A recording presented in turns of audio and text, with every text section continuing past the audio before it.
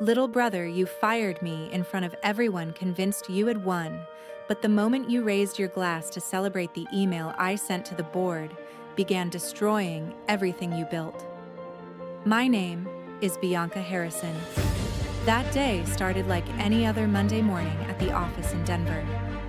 I walked into the conference room for what I thought was a regular quarterly update on our ecotourism company in Colorado. The Rocky Mountains views outside the windows, the team already seated, coffee steaming on the table. I took my usual spot near the head of the table, ready to go over the latest numbers for our guided hiking and conservation tours. Then Hunter walked in, last closed the door behind him, and didn't sit down. He stood there looking straight at me and said the words I never expected. Bianca, effective immediately, you're no longer with the company. The room went dead silent. Every department head, every senior guide, every person who'd been with us since Dad stepped back, they all turned to look at me. I felt the heat rise in my face, but I kept my voice steady. What are you talking about? He didn't blink. He laid out a folder, slid it across the table, and started listing reasons: lack of vision, resistance to growth, failure to adapt to new market demands. Each point felt like a slap. He spoke calmly, professionally, like he'd rehearsed it. And the worst part, he made it sound reasonable to anyone who hadn't been in the trenches with me for the past 8 years, building this company from the ground Dad left us. I sat there while he finished. No one spoke up. No one questioned him. When he was done, he simply said, "Security will escort you out." That's when it hit me hardest, not the firing itself, but the way he did it. In front of everyone, publicly. Completely. Like he wanted to make sure there was no way back. I stood up, gathered my laptop, and walked out without saying another word. The hallway felt longer than ever. By the time I reached the parking lot, my hands were shaking on the steering wheel. That was the moment everything changed. If you're watching this and you've ever been betrayed by someone you trusted most, hit that subscribe button and turn on notifications. You're going to want to see how this ends. Like the video if you're already hooked, and let's get into the full story. Bianca Harrison had spent years turning her family's small outfitters business into one of Colorado's leading ecotourism companies. Harrison Eco Adventures offered guided treks through the Rockies, wildlife conservation programs, and sustainable lodging partnerships that brought visitors from all over the country. The company wasn't just a job.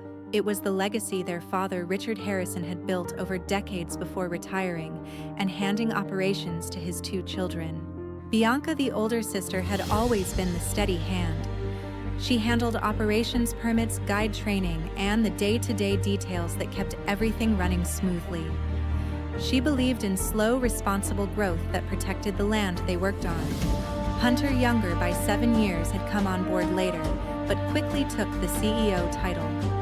He brought energy marketing ideas and a drive to expand faster, new luxury packages, bigger groups, more revenue. For a long time, it worked. They balanced each other. Bianca kept things grounded. Hunter pushed boundaries. The company grew steadily, staff respected both of them, and the numbers looked strong every quarter. But something shifted in the months leading up to that Monday meeting.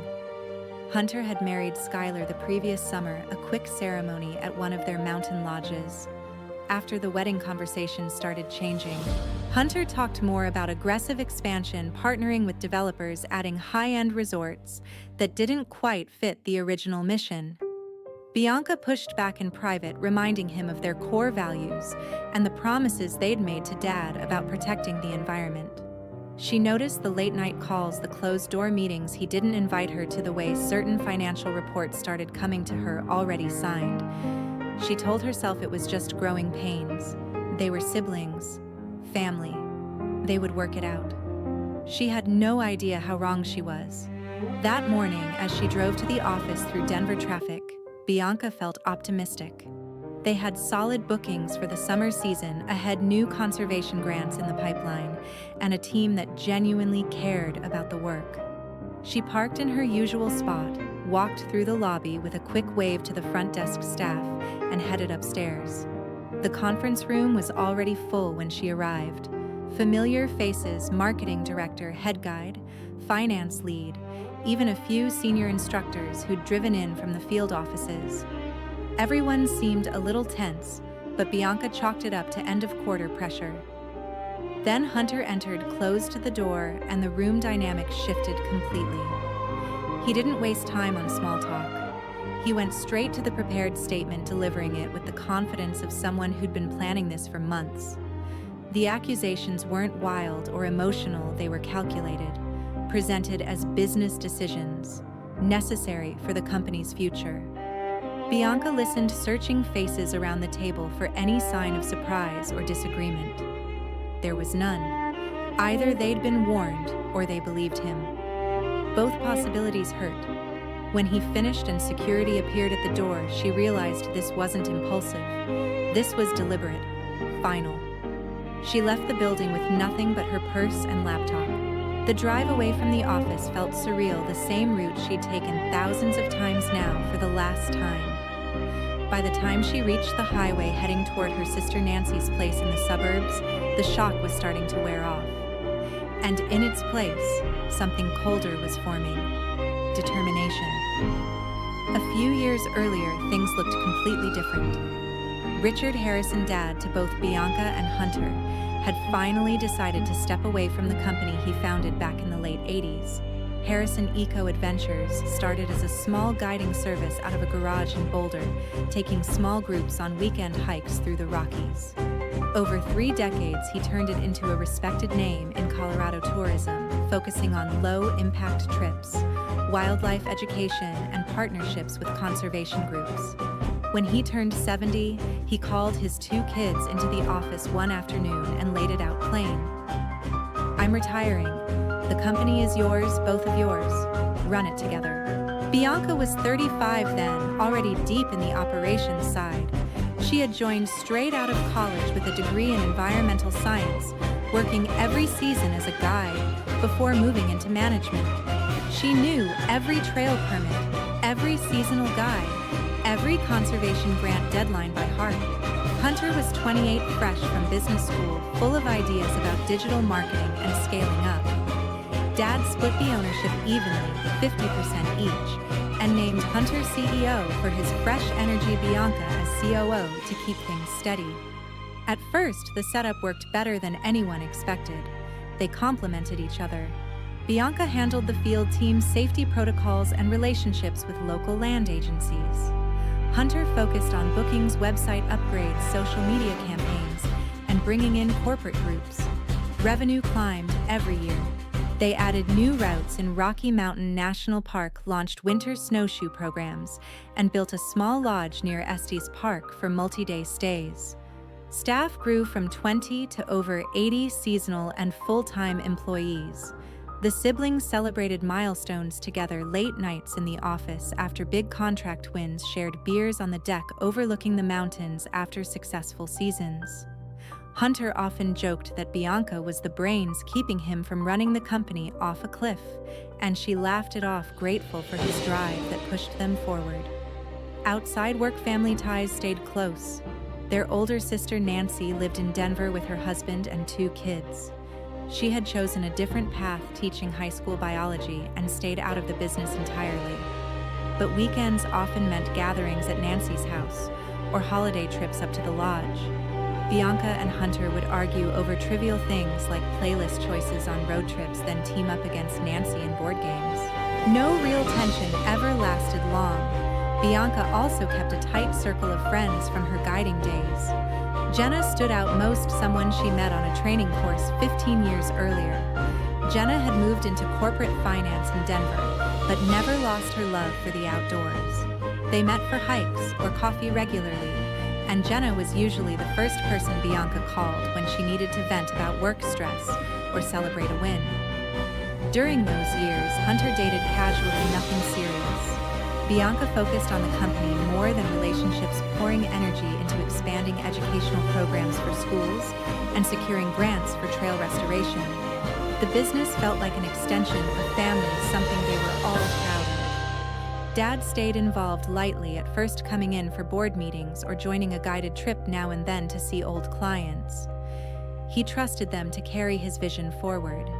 He repeated the same line whenever anyone asked about retirement. "My kids get along. They'll do fine." Growth brought new challenges, of course.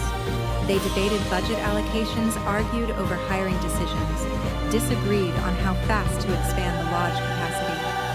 But every conflict ended with compromise. Bianca would yield on marketing spend if Hunter agreed to invest more in staff training. They kept the core mission intact. No massive developments, no sacrificing environmental standards for profit. Staff noticed the balance. Guides respected Bianca for knowing the terrain inside out and fighting for fair wages. Marketing teams admired Hunter for landing high-profile partnerships. No one sensed any real divide. Then Hunter met Skylar. It happened at an industry conference in Aspen. She worked for a luxury travel agency, sharp, ambitious, always dressed like she was heading to a photo shoot. They started dating seriously within weeks. Bianca met her a few times dinners after work, a weekend at the lodge. Skylar talked a lot about premium experiences, private heli tours, exclusive add-ons that could triple revenue per guest. Bianca listened politely but stayed quiet when those ideas clashed with their low-impact model. The wedding came fast the following summer, a small event at one of their mountain venues, close family and key staff only. Bianca stood as maid of honor, gave a toast about welcoming Skylar to the family, meant every word. Hunter seemed happier than ever. After the honeymoon, things started shifting in small ways. Hunter began bringing Skylar to strategy meetings. She sat in on budget discussions, offered opinions on new packages.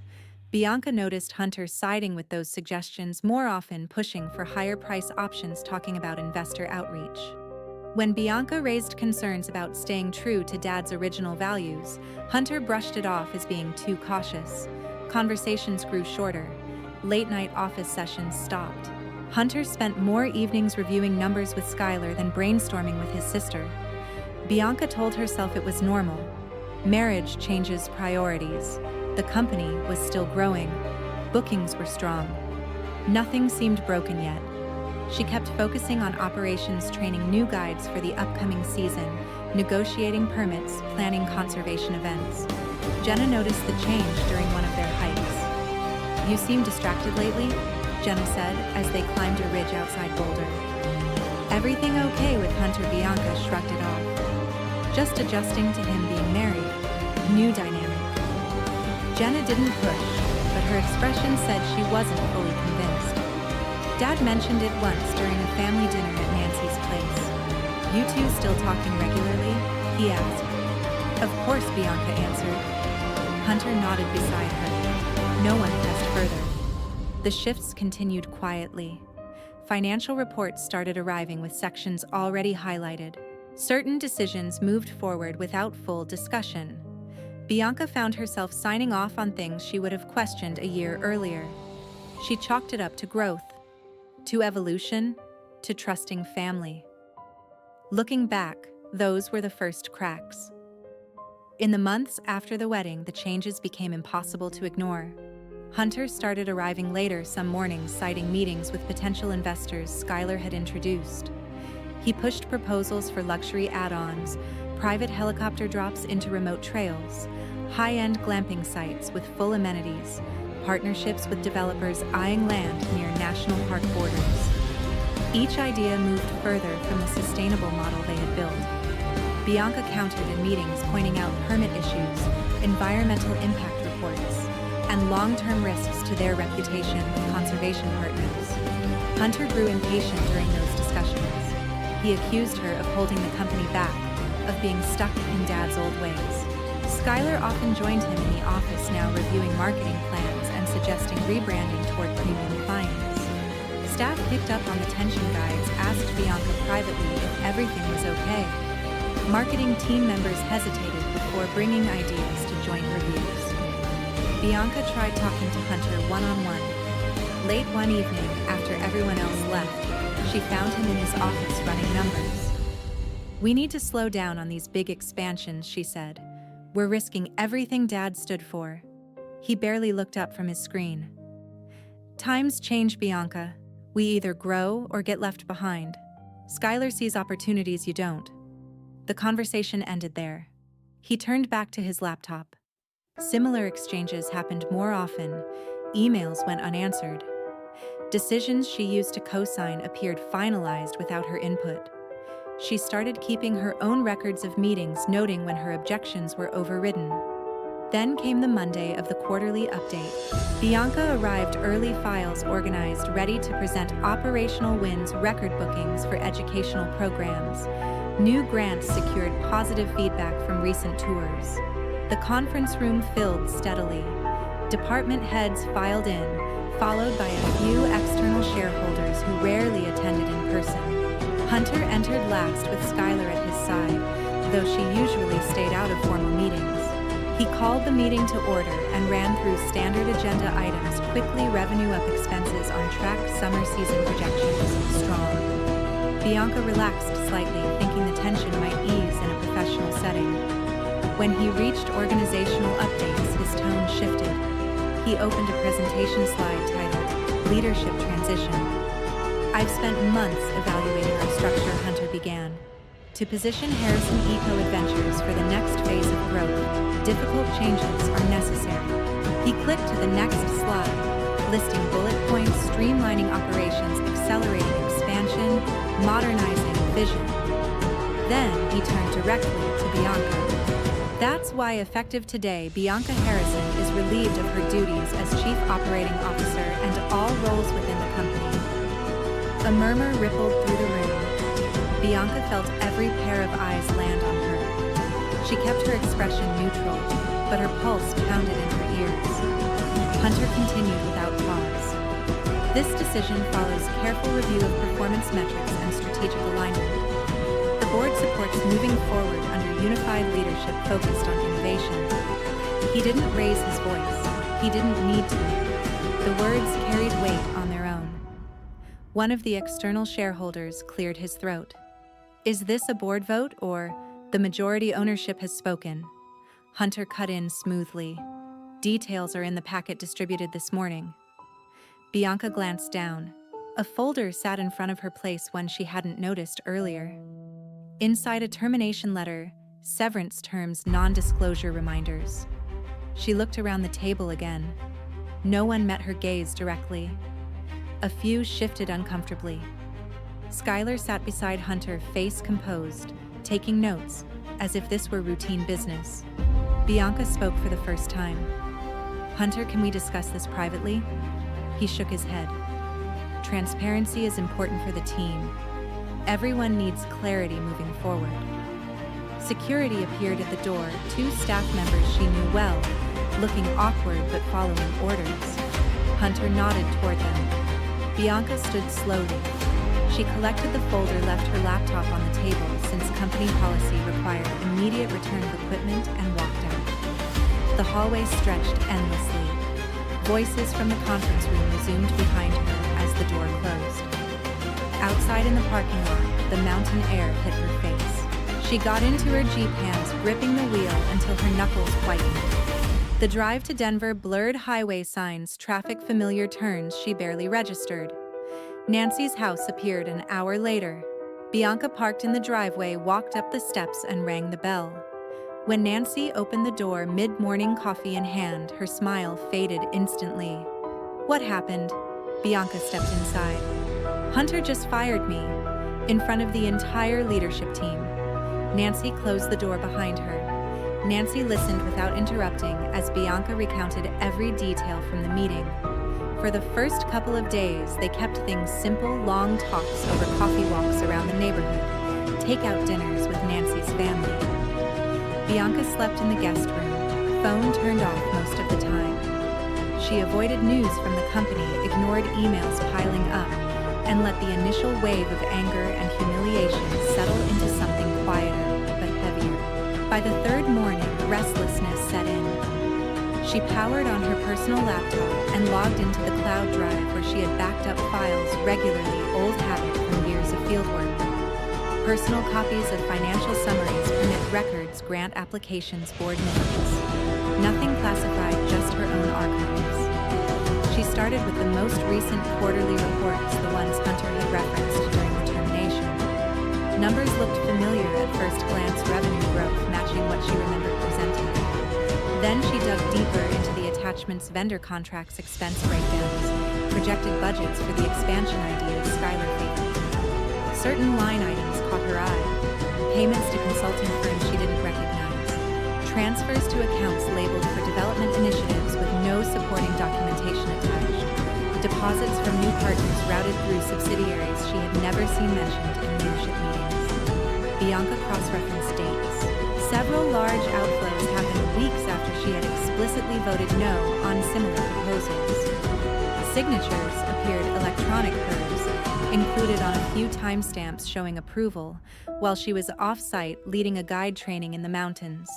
She pulled up her calendar against the document history. No overlap. She had been hours away, phone in airplane mode half the time. Nancy walked in with fresh coffee and saw the screen. "What are you looking at?" "Proof he's been moving money around without full authorization." Nancy sat down. How bad? Bad enough that external shareholders would ask questions if they saw this side by side. Bianca kept digging through the afternoon.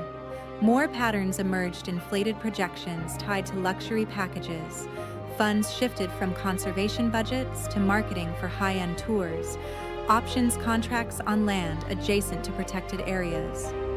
All routed in ways that diluted her voting power on paper while keeping the books technically balanced. She screenshot everything, saved copies to an external drive, organized folders by date and category.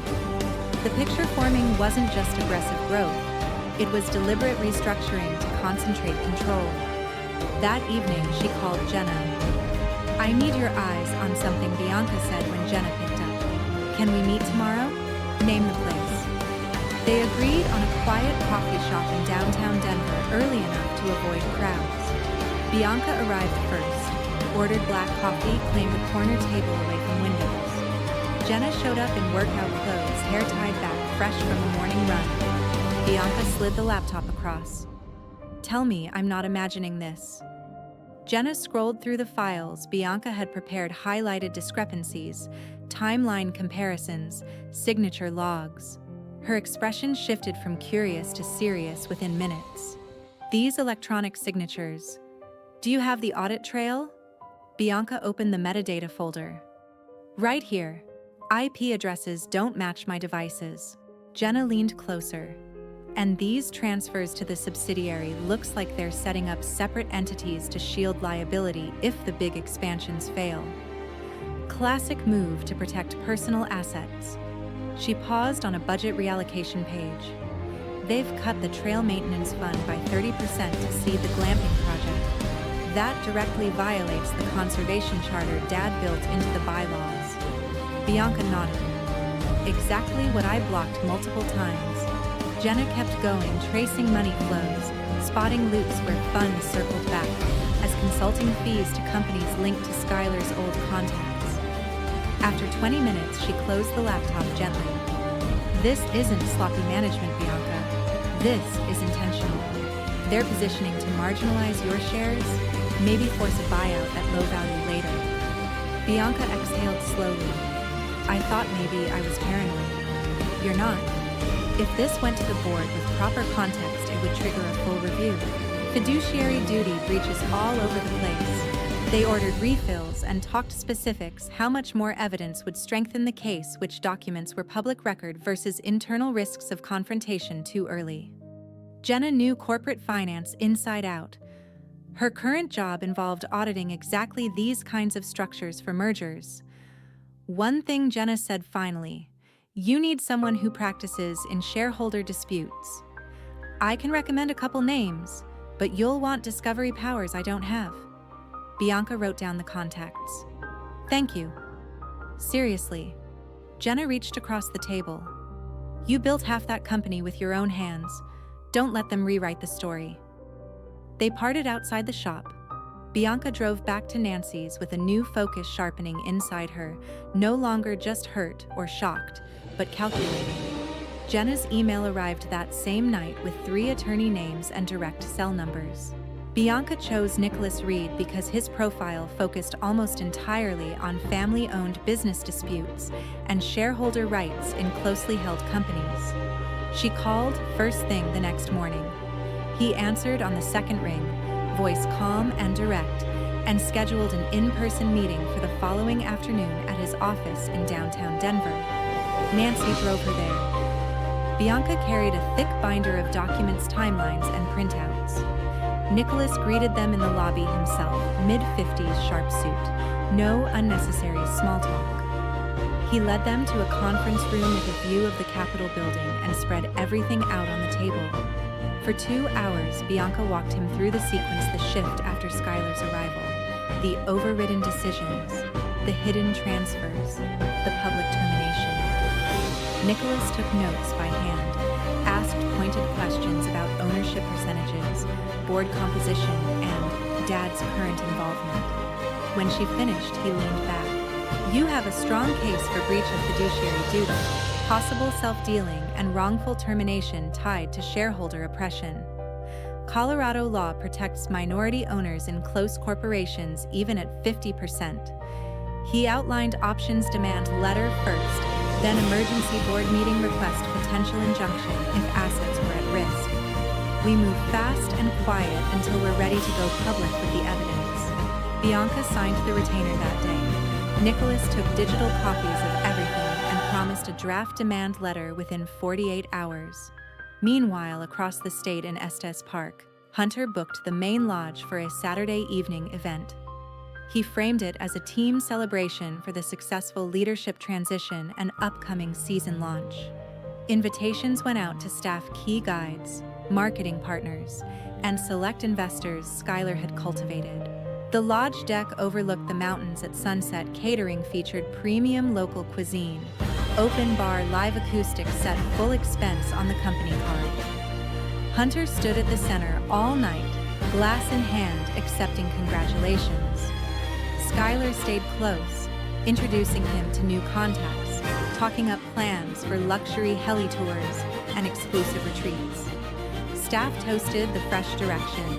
A few longtime guides hung back, exchanging quiet glances, but no one spoke against the mood. Photos circulated internally the next day. Hunter raising a toast to the future of Harrison Eco Adventures. Skylar beaming beside him, the team cheering. Bianca saw them when a former colleague forwarded one with a short message. Thought you should know. She stared at the image longer than she wanted to admit, then closed her phone. 2 days later, her own phone rang with an unknown number. She almost let it go to voicemail until she recognized the area code from her childhood landline. Dad. Richard Harrison's voice came through lower than usual. Bianca, we need to talk. He didn't waste time on pleasantries. I saw the pictures from the lodge event. Hunter called it a celebration. I didn't attend. Bianca stayed silent, waiting. I've been getting updates from the office. Numbers look good on paper, but some board members mentioned concerns about pace. Then I heard about the way he let you go. He paused. I built this company to stay in the family. Both of you. Not for one to push the other out. Bianca gripped the phone tighter. It's worse than that, Dad. There are financial moves I didn't approve. I figured something wasn't adding up. Hunter's been vague when I ask details. Another silence stretched. I'm not taking sides yet, he said finally. But I'm worried. About the company. About you two. Bianca chose her words carefully. I've hired counsel. There's evidence that needs review. Richard exhaled slowly. Send me what you have directly to me. I'll look at it myself. She promised she would through Nicholas. I don't want this to tear everything apart, he added. But I won't let the company get ruined either. The call ended shortly after. Bianca sat staring out Nancy's window at the suburban street, the conversation replaying. Nicholas called later that afternoon with the draft letter ready. The email left Nicholas's office at 8:03 p.m. on a Thursday. Subject line: formal demand for emergency board meeting and attached evidence of fiduciary breach recipients. Every member of the Harrison Eco Adventures board. Dad, 2 independent directors, Hunter as CEO and the corporate secretary.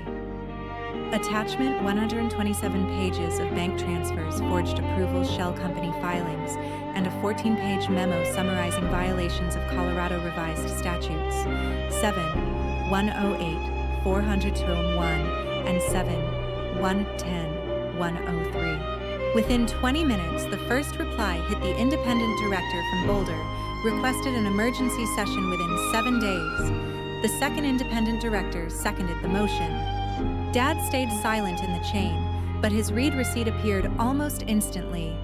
The meeting was set for the following Tuesday at 10 a.m. Neutral Territory, a law firm conference room in downtown Denver, not the company office. Tuesday arrived cold and clear. Bianca walked in with Nicholas 5 minutes early. Dad was already seated near the head of the table, face unreadable.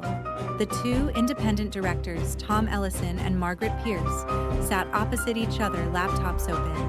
Hunter arrived last, Skylar trailing half a step behind, even though she had no official seat. The corporate secretary closed the door at exactly 10. Nicholas opened. "This is not a regular board meeting. Ms.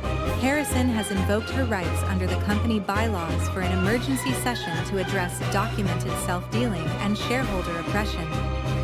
He clicked the projector on. The first slide displayed the Delaware Shell Company and the 7-figure transfers. Hunter interrupted before the second slide. "This is a retaliation stunt." Bianca was removed for caused chronic resistance to growth, refusal to execute board-approved initiatives, and documented performance issues. He passed folders around the table. Inside, a dozen emails taken out of context, performance notes, supposedly written by department heads, none of whom were present, and a new slide deck titled "Historical Underperformance of Former COO." Tom Ellison frowned at the documents. "These notes aren't signed, and I don't recall any prior discussion of formal discipline." Margaret leaned forward. "Hunter, you called the termination vote unilaterally. That alone violates the dual signature requirement in the operating agreement." Hunter's voice stayed level. "Extraordinary circumstances required decisive action. The company was at risk of missing critical expansion windows." Nicholas advanced to the transfer timeline. "These payments began 8 months ago, routed through an entity controlled by individuals connected to Mrs. Harrison's previous employer. No board approval. No disclosure. That's textbook self-dealing." Skylar spoke for the first time. "Those were legitimate consulting fees for services rendered. The board can vote to ratify them retroactively if needed." Dad finally opened his mouth. "I never saw any consulting contract. Did anyone else?" Silence. Hunter tried again. Bianca's numbers conveniently ignore the revenue upside from the luxury partnerships we're now free to pursue. Her obsession with low-impact limits was choking growth. Nicholas clicked to a slide showing projected cash burn under Hunter's new plan. "These partnerships require upfront capital the company doesn't have without the diverted funds. Once those funds are clawed back, the model collapses." Margaret turned to Hunter. "Did you personally guarantee any of these outside commitments?" Hunter hesitated half a second too long. Tom spoke next.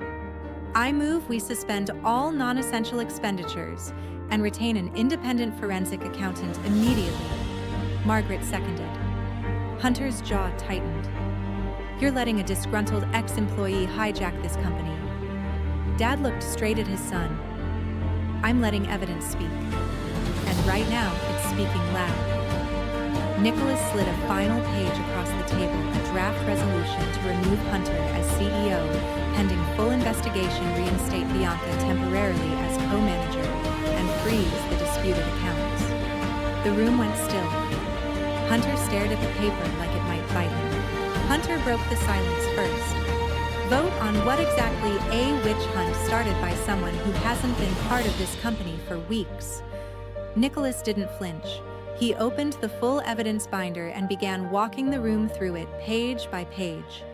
First, the Delaware LLC formation document signed by a nominee director, but funded exclusively from company operating accounts. Then the chain of wire transfers, 23 in total, totaling $1,875,000, each labeled consulting, yet lacking any service agreement. Next, the emails between Hunter and Skylar's former colleague discussing Phase 1 equity extraction and preparing clean books for Series A. Finally, the altered board minutes from 2 meetings Bianca had never received, claiming unanimous approval for the transfers. Margaret Pierce removed her glasses. I was at both those meetings. Nothing like this was discussed. Tom Ellison's face had gone red. Hunter, did you alter minutes after the fact? Hunter opened his mouth, closed it, then tried again. Administrative oversight. The intent was clear. Dad spoke quietly, but every word carried.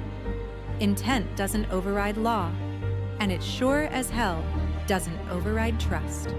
Nicholas laid the proposed resolution on the table again. All in favor of immediate suspension of Hunter Harrison as CEO, appointment of Bianca Harrison as interim co-manager, with full authority and retention of an independent forensic auditor at company expense, say aye. Margaret, aye. Tom, A. Dad looked at his son for a long second, then aye. Hunter shot to his feet. This is insane. You're letting her destroy everything we've built. Dad's voice stayed level. No, son. You did that yourself. Security, 2 off-duty Denver officers hired for the day appeared at the door. Nicholas had arranged it in advance. They escorted Hunter and Skylar out, while the corporate secretary changed passwords and revoked access cards on the spot. The room emptied fast. Dad lingered. He walked over to Bianca, eyes tired. I should have seen it sooner. She met his gaze. I didn't want you to have to choose. I just did. Outside in the hallway, Hunter's voice echoed as security guided him toward the elevator. Skylar was already on her phone, tone sharp, arranging rides and lawyers of their own. By end of business that day, the company announcement went out internally. Leadership transition, effective, immediately forensic review underway. All luxury expansion projects paused. Staff group chats exploded. Some cheered, some panicked. Most just waited. 2 days later, Nicholas filed a civil suit in Denver District Court for breach of fiduciary duty, fraudulent conveyance, and shareholder oppression, seeking return of diverted funds, plus punitive damages. The complaint named both Hunter and Skylar personally. Bianca drove to Hunter's house that weekend, not to reconcile, to end it. He answered the door himself, unshaven, no longer wearing the confident smile from the lodge party. She didn't step inside. I'm here to make this final, she said. You're off every account. Your company credit cards are canceled. The house you live in is titled to the business. Lease terminates in 30 days. You have until then to move out. Hunter started to argue. You can't just, I already did. The board voted. The judge will enforce. Skylar appeared behind him, arms crossed. This is vindictive. No, Bianca answered. This is consequence. She turned to leave, then paused. Don't call Nancy. Don't call Dad. Don't call me. We're done. Hunter tried one last time. We're blood. Bianca looked back. Blood doesn't get to steal what isn't theirs and call it family. She walked to her Jeep, got in, and drove away without looking in the rearview mirror. That was the last time she ever spoke to her brother. 4 months passed in a blur of restructuring and rebuilding. Bianca stepped fully into leadership, guiding the company back to its roots while keeping the strongest parts of recent growth. The forensic audit confirmed every suspicion, and more funds recovered through court orders, covered legal fees, and restored working capital. Luxury partnerships dissolved quietly. Investors who had aligned with Hunter backed out when the numbers no longer added up. Staff morale shifted fast. Guides who had stayed silent during the tension now spoke openly about relief. Booking numbers held steady, then climbed as word spread about renewed focus on genuine sustainability. New grants arrived for trail restoration projects. Partnerships with conservation groups deepened, and the lodge filled with guests seeking authentic experiences rather than staged luxury. Bianca hired a small, trusted team to fill gaps. No family members, no outsiders chasing quick profits. She spent weeks in the field herself, leading tours again, reconnecting with the land and the people who protected it. Evenings meant reviewing clean books, planning measured expansion that honored the original mission. Nancy hosted family dinners again, but the table felt different. Dad attended when health allowed, quieter now, asking about operations instead of giving advice. They never mentioned Hunter. Phone calls from unknown numbers went unanswered. Legal notices arrived at his new address, depositions scheduled, asset freezes extended. Industry contacts distanced themselves. Invitations dried up. Bianca heard through neutral channels that Hunter and Skylar had relocated to a smaller city, scraping together consulting work that never quite took off. Creditors circled. Reputation followed them like a shadow. One crisp fall morning, Bianca stood on the lodge deck at sunrise, watching mist rise off the lake. Jenna joined her for coffee, the two of them wrapped in jackets against the chill. "You did what most people only talk about," Jenna said. "You fought, and you won clean." Bianca sipped her drink. "It doesn't feel like winning. It feels like surviving." Jenna nodded. "Same thing sometimes." Looking back, Bianca saw the lessons carved deep. Trust in family isn't automatic. It's earned daily and can be destroyed in seconds when ambition overrides decency. Blind greed doesn't just hurt feelings, it triggers real consequences. Lost careers, frozen accounts, fractured reputations that no amount of charm rebuilds. Justice through evidence and process works even when it's slow and painful. She learned her own strength wasn't in endless patience or unconditional loyalty. It was in recognizing limits, gathering proof, and acting decisively when lines were crossed. The company emerged leaner, clearer, more resilient. Staff turnover dropped. Guests left reviews praising the authenticity they felt again. Revenue stabilized without risky debt. Bianca no longer second-guessed every decision. She made them with data values and a board that now asked hard questions up front. Some nights she still felt the sting of betrayal, the absence where a brother used to be. But the ache dulled against the satisfaction of building something honest. Family isn't always blood. Sometimes it's the people who stand with you when blood turns against you. And sometimes protecting what matters most means walking away forever from those who tried to take it. Bianca Harrison rebuilt Harrison Eco Adventures stronger than before, on her terms with clear boundaries and zero tolerance for anyone who confuses entitlement with inheritance. Little brother, you thought firing me ended the story.